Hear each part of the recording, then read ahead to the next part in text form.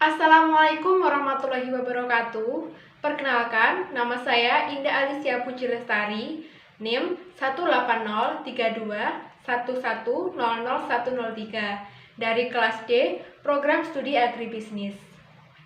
Video ini saya buat untuk memenuhi tugas mata kuliah Ekonomi Sumber Daya Alam atau ESDA.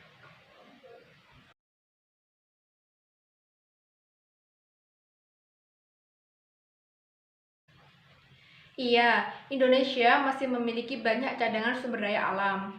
Menurut saya, cadangan sumber daya alam di Indonesia masih banyak, baik di darat ataupun di laut. Sumber daya alam di darat yang melimpah ada di Pulau Kalimantan dan juga Pulau Papua.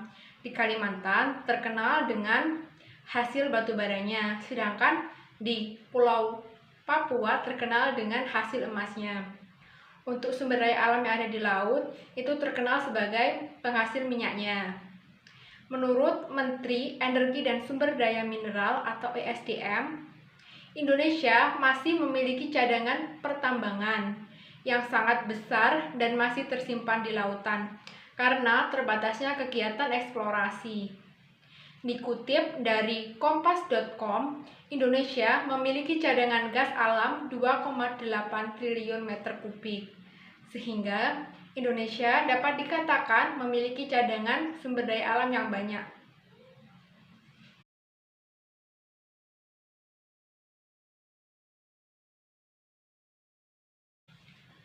Depresi adalah berkurangnya harga perolehan atau nilai sumber daya alam dengan proses alokasi dan pembebanan harga pokok sumber daya alam secara rasional.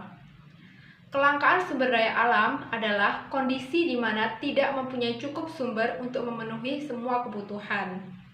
Hal yang dapat ditunjukkan untuk menyikapi hal tersebut adalah dengan tidak menggunakan sumber daya alam secara berlebihan agar tetap lestari. Sumber daya alam itu dibagi menjadi sumber daya alam hayati dan juga non-hayati. Untuk sumber daya alam hayati itu seperti hewan, tumbuhan, dan lain sebagainya. Sedangkan untuk sumber daya alam non-hayati itu seperti tanah, air, dan juga udara.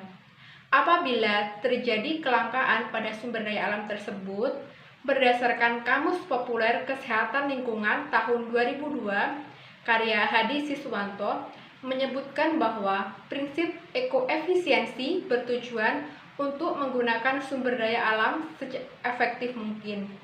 Jadi, sikap yang dapat diambil adalah menerapkan prinsip ekoefisiensi.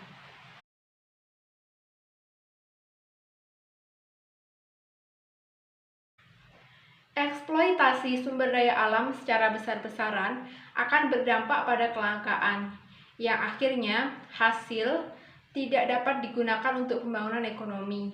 Dalam jurnal Makara Sosial Humaniora yang berjudul Sumber Daya Alam dan Pembangunan, sebuah perspektif dan komparatif, dijelaskan negara-negara pengekspor minyak secara substansial meningkatkan belanja publik bersamaan dengan peningkatan harga minyak, sehingga memanfaatkan keuntungan dari minyak untuk pembangunan.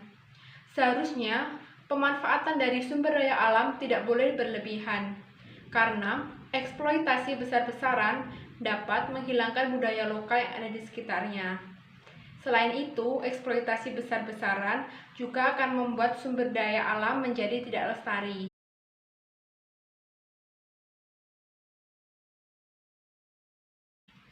Dalam jurnal yang berjudul Pengaruh Kebijakan Pemerintah Daerah dalam Konservasi Sumber Daya Air terhadap Kesadaran Lingkungan Masyarakat Kabupaten Kuningan yang ditulis oleh Suwari Ahmadian tahun 2017 menjelaskan, konservasi adalah pemeliharaan dan perlindungan sesuatu secara teratur untuk mencegah kerusakan dan kemusnahan dengan cara pelestarian. Konservasi juga memiliki artian upaya memelihara apa yang kita punya secara bijaksana. Konservasi sering diterjemahkan sebagai the wise use of natural resource atau pemanfaatan sumber daya alam secara bijaksana. Dalam jurnal ini, peran pemerintah dalam konservasi sumber daya alam adalah mengatur masyarakat ke arah seperti yang diinginkan dengan adanya kepedulian masyarakat dalam pelestarian, yaitu dengan marahnya masyarakat dengan penebangan pohon yang berada di Pasar Klimus. Demikian pemaparan jawaban saya. Mohon maaf apabila ada kekurangan. Terima kasih atas perhatiannya. Wassalamualaikum warahmatullahi wabarakatuh.